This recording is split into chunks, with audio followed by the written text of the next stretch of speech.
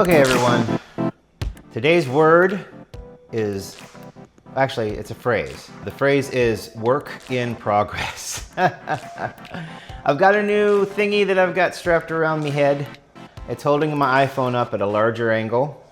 I also have it set to normal focal length rather than the wide fisheye one, because that one, I just don't, I mean, it's fine, but if I can do better, I would like to try to do better. I think that's a pretty good goal, to try to do better. So you may see me fiddling with adjustment a little bit. You may see a lot of wobbly, because it's on a line. It's weird. It's like a long, snaky thing that kind of goes up here, and then it's up there.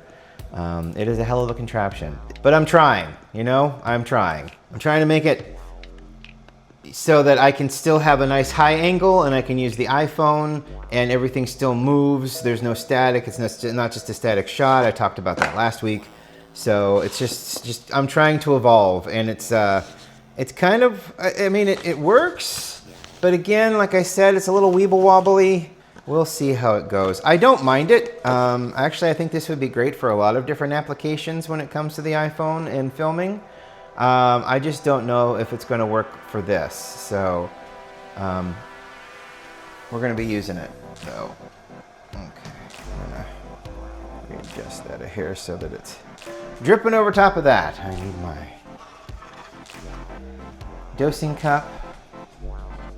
Trying to march rather than stomp around to try to roll. When you're in marching band, I think there's like 2 or 3 different ways to march. In high school, we rolled our feet. I guess it was like we rolled our feet. If you watch college marching bands like the OSU marching band, they stomp their feet, whereas we rolled our feet as we marched across the field. We tried to make it so it didn't look like our heads were moving. We weren't bobbing up and down. Now, stomping grapes, as I think some people call it, or at least I was told that's what it was called. Stomping grapes is the OSU one where they're like, you know, up and down. They don't move their heads either, so I'm sure that takes a lot more practice and a lot more discipline than a marching band of 18 people, 19 people maybe, had to give. So this is the Qahwah House. This is the Yemeni premium from the Columbus Coffee Festival box. I'm going to measure out. Oops. I don't want to lose beans. Don't make me lose beans. It's attached, this thing is attached around my neck, so when I move my shoulders, it kind of adjusts itself. That's a bit more. Kind of want to save each of these to try each of them in an espresso at some point pretty soon. We'll get there. But that's the Qahwah House right there. Yeah, when it's on my head, it tracks my head, and I like the head thing a lot better, but we're just trying this thing, and like I said, it's around my neck and settled on my shoulders, so any kind of movement is going to... That's not so bad, shaking the beans to apply the water. It's pretty good. Just everything else. I can't breathe. Oh, look. You see her? There she is. Hi, lady. What you got going on? And because it's not the wide angle lens, it's more focused into one area. There's a lot of movement involved to get the camera swept up. So, all right, let us.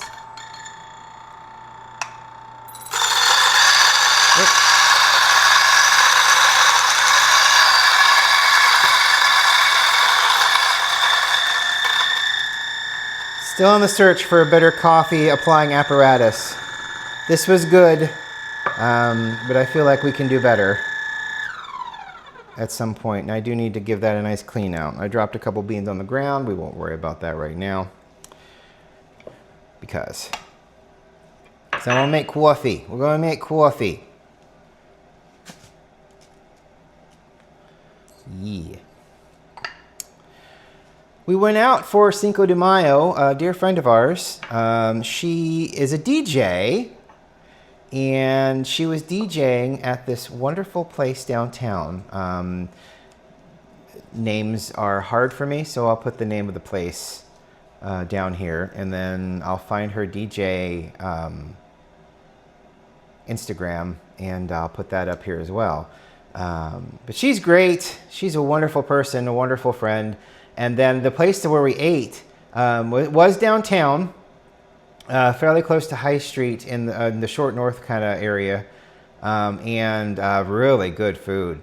Really good chorizo. Like sometimes chorizo can be really, really salty, but it was really nice, mild, well-balanced chorizo.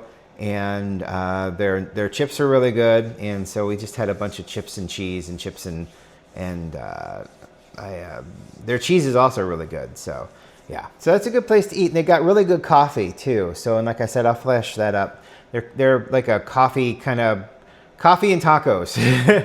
So nice folks. Owner was really nice. It started to pour the rain down. They had umbrellas for everybody that was outside, which was nice. It got super cold last night too downtown. Because it's downtown anyway. The wind whips down those main straight streets, and it's like just piercing, regardless of how warm it is. But yeah, Cinco de Mayo was nice last night. What else was there? Because that was Monday. For those that care about the streaming thing, I'll talk about it today when I stream. We got a new PC, so. We're gonna have to restart the series that I'm doing, which I think is fine. I've created a brand new world to exist in based off of what I enjoy. So we'll be doing a new place because like I said, I bought a brand new PC. We bought a brand new PC. I'm not buying anything because I don't have any income. So we had started fussing about it a couple of weeks ago, because my video card started to make noise. The fans were starting to make noise, and Premiere was having a problem doing some transitions every once in a while. Not every time, but every once in a while. And we did a couple of tests showing the CPU and the GPU when the program was running, when Premiere was running, and then when it was processing the video to export it into something that I could upload to YouTube. It was maxing everything out. So, and bottlenecking, I guess that's the term, bottlenecking, because it was shoving a lot. Oh, we're done, nice. It was shoving a lot of information all at once into the neck of a bottle. And so, and the computer is 4 years old. So, we just, with his help, and I showed him a PC. I said, I think this might be good. And then he came back with something that he found that was better. He went through a lot of steps, and that's what he does. He analyzes, he looks, he researches, does a lot of research. Actually, he loves. I really think he loves to do research. So he researched a bunch of stuff, came up with a good PC that would last. And I feel like this PC that we bought will last for quite a while, probably another 5 years, because the 3070 that I had at the time, we bought it while there was card shortages going on. Not only was it COVID, but people were really into the Bitcoin mining crap. People still haven't gotten over Bitcoin, which seems like a complete and total scam. People were into that, and they were buying up all of the 30 line of cards, and even the Radeon cards that were coming out. They were just getting all bought up. So when we went to buy that PC back in 2000, because I believe it's 5 years old, or 2001, one or the other. It was either 5 or 4 years old. Because we kind of went to build one, and there were no cards available in the 30 series. Because I think prior to that I had like a 1,000 line or something like that. I don't quite remember off the top of my head. We're gonna go up to 400 here. I'm just gonna straight up pour. This smells wonderful. So he researched that, found a PC to buy that had the video card and the CPU that would effectively do what I wanted to do 4 or 5 years ago. So, and that was available in a PC, and it was they were selling the PC itself for as much as they were charging for the card, basically, because they had the PCs already in stock and built. The cards were a la carte, so they could basically slap whatever price they wanted on the darn thing. Especially if there's a shortage, that's what they would. That's the reason that they would give for the high price is, oh, we're in the middle of a shortage now, which is industry standard across the board. So, I mean, it's easy to complain about, but then again, it is what it is. So that was 2000, 2001 with the chip shortage. Now we've got tariffs, and I'm sure the people that want to know what a tariff is know what tariffs are, and the people that don't want to know what tariffs are already informed about what tariffs are. So there's no reason to really go into it that much, except to say that Trump is an idiot. So with the tariffs rolling in and stuff dwindling, basically, these PCs, laptops, and computer components that we do not manufacture here, we don't manufacture them here, they're imported, are going to shoot up in price and become unavailable for a certain length of time, which could be the amount of time they were not available during COVID. So we decided to go for the best possible option that wasn't incredibly expensive, and we were able to pull through. He was able to pull through with that and found everything, because he did price out piecemealing it together, and he said it was the same price basically for the work we were going to put into building a PC as it was to buy the PC that we bought. So it's very interesting how that market has kind of evened itself out. I remember back in the day building my first PC with parts that piecemeal cost a lot less than what it would have been to have been pre-made. I think I did that once. I built my own PC once, and it was fun. There was no cable management. If you're familiar with cable management, if you're not, it's where people try to make, because computers used to come in just 4 sides of aluminum. You couldn't see into the damn thing, so it was just there to exist.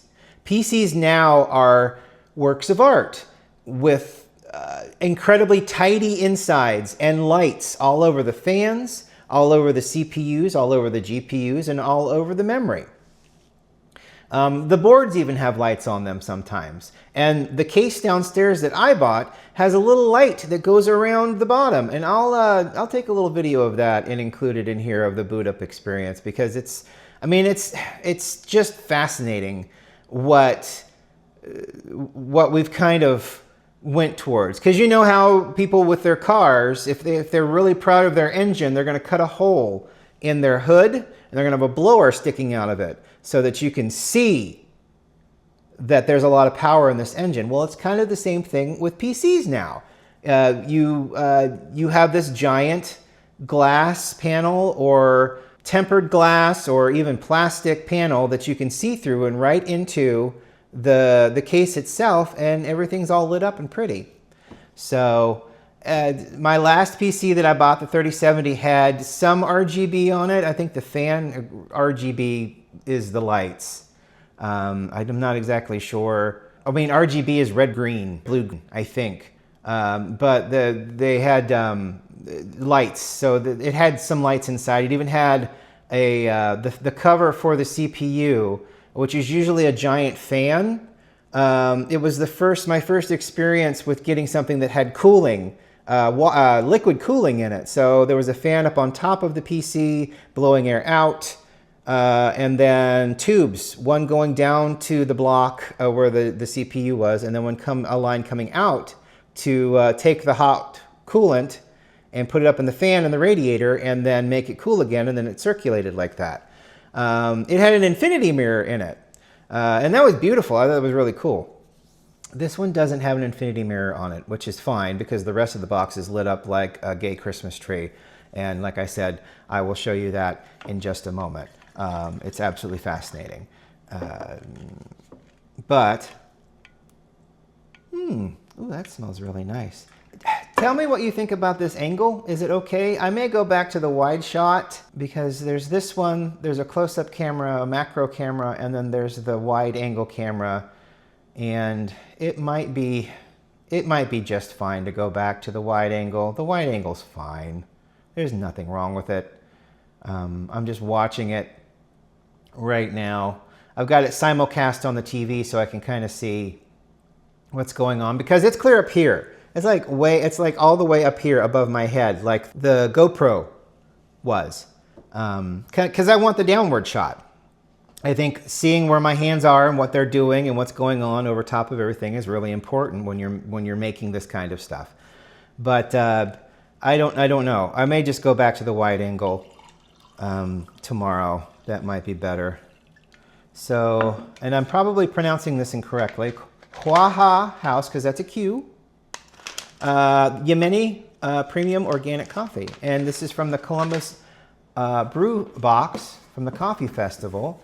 And is there any notes for the Qahwah? So every sip carries heritage, passion, and unmatched quality of Yemen. So the notes say, this tastes like heritage, passion, and unmatched quality. Well, you know what? All of those things sound really nice. So they do have a cafe downtown on Main Street. Bring your sample packaging and receive 20% off your drink order. Ooh, I might have to remember to hold on to that. Coffee Festival Brew Box. Very cool. I've been enjoying it. There have been some, there's been one that's been a little bit, I don't know if I'll have that again. The Ultra Dark Roast. I'm definitely not built for dark roasts. Anyway, let's see. Ooh, okay.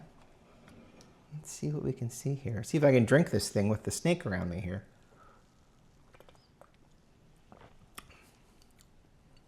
Ooh, okay. No, that's really nice. No bitterness. It's a little bit on the tangy side. The tangy being acidic.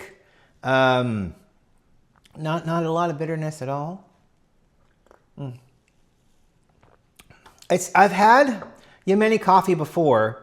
I believe there's a store in Hilliard that has a type of Yemeni coffee, and it's incredibly. I mean, it's the first time I've ever had coffees that were kind of the same from two different places, and I've been able to say, yeah, that tastes like the other coffee that I had from this other Yemeni place, and it's delicious. It's really good.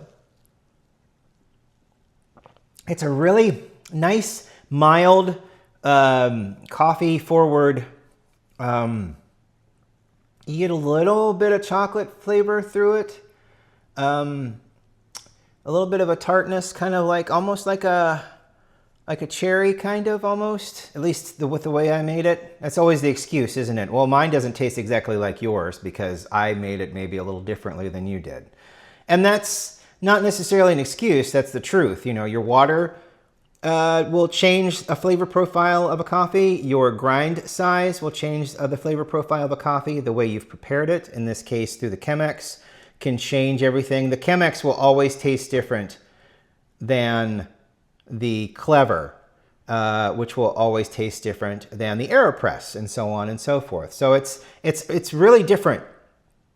Different preparations will make you different coffee. So it's a very hard chase to find. I mean, you really need like a pound of coffee through different. If you want to stick with one coffee and one coffee forever and find the desired flavor and what you really want out of it, you really need to chase, grind size.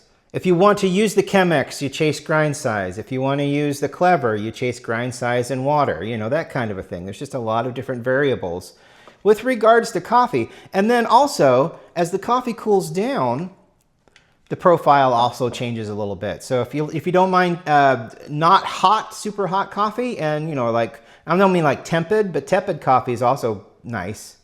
Iced coffee is also great. Yesterday I discovered coffee espresso, a double espresso shot mixed with horchata is absolutely fantastic. Double espresso shot in a glass of horchata. And horchata is great. Rice water, basically, with sugar and cinnamon and whatever else they decide to throw in their particular restaurant. Horchata is amazing. And then mixed with double espresso shot is also wonderful. I need to buy some horchata and start doing espresso shots into horchata. That would be, wow. What a great taste sensation. Anyway, I hope you had a wonderful weekend. Our weekend was pretty good. Like I said, we had lunch with Matt's sister, my sister-in-law, and we had lunch. We went shopping. We went to a bunch of different grocery stores. We helped her discover chicharron. We bought, I think we bought 3 pounds of pork belly, split it in half. So she's got pork belly to cut up and put in the air fryer. And we told her basically how to do it. I mean, it's pork, and if you like pork, you would love pork belly. We do it in our air fryer. It comes out amazing.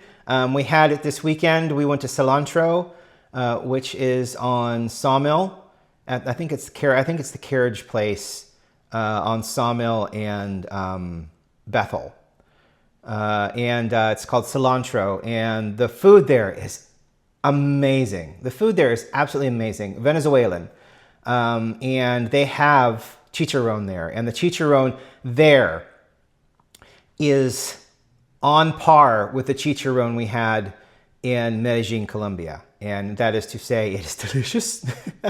They say they have a warm pineapple sauce that you can dip it in if you want to, and the pineapple sauce is amazing. And then I had this beautiful sweet corn cake with a glob of cheese in the middle of it, and then another piece of corn cake, and then cheese spread on top of it. It's like breakfast, and it tasted so good. It was absolutely amazing.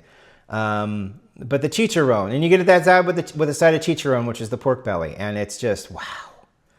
It's so good. If you're in Columbus, you should, and you want to try the Venezuelan, I would say Cilantro is the best experience you could have. And they have music there every once in a while. They've got a stage. It's not a very big place.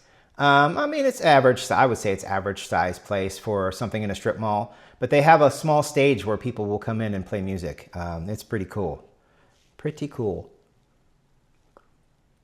Their food is great. They have mixed drinks that are really good. They have non-alcoholic mixed drinks that are really nice. They have, what is it? Sugarcane water and lime. Oh my God. Absolutely fantastic. Highly, highly recommend going to Cilantro. Cilantro is pretty fantastic. I loved it. We've been there many times. Matt's sister loved it. And then we went to Littleton's, which is a market. Oh, we went to Dan the Baker. I'll put up his location because I get messed up sometimes remembering. He's around Dublin Road, I think, heading into downtown. He's in that kind of area down there. Dan the Baker just moved into a brand new. I mean, it's just one building down, but it's a brand new facility where you can see the people making stuff. He had a small little place that could lay out like one of each little thing that they're selling. Now he's got an entire countertop. And the coffee, oh my God, the coffee. They have a maple latte there that is just amazing. And the lady that made it had a cap, but then she had the coffee. And so she's like, and then she's like, put the coffee down. So I got to see the latte art. And then she handed me the cup, or the lid. And I'm like, oh my gosh, that latte art is beautiful. And she was yes, she should have been. She was very proud of it. It looked amazing. So I put the cap on. But I got to see the latte art. Crimson, their people do latte art, and it's really nice, but they put the cap on before they hand it to you because, to be honest, customers can be stupid. That's a lawsuit, I think, waiting to happen. Even though you should realize, honestly, that's not true. I think the coffee that you get from Crimson it's not boiling hot.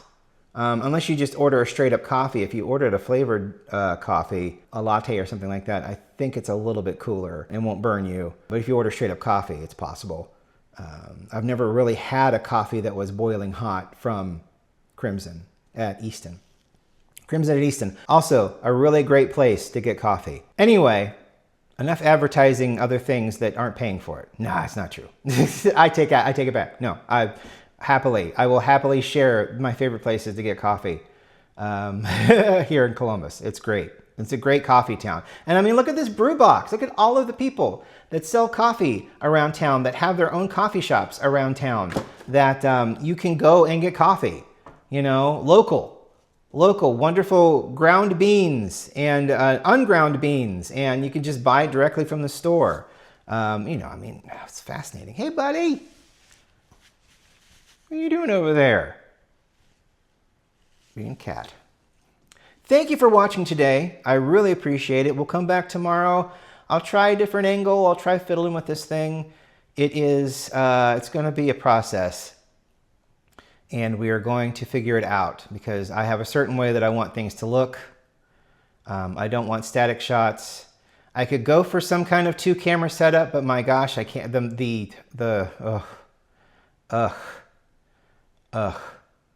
I gotta pull out a SD card, and I gotta transfer an SD card over, and then I gotta transfer however many gigs this is off of the phone onto the computer, and then oh my gosh, it's gonna take longer to transfer everything off than it is. Well, maybe not anymore.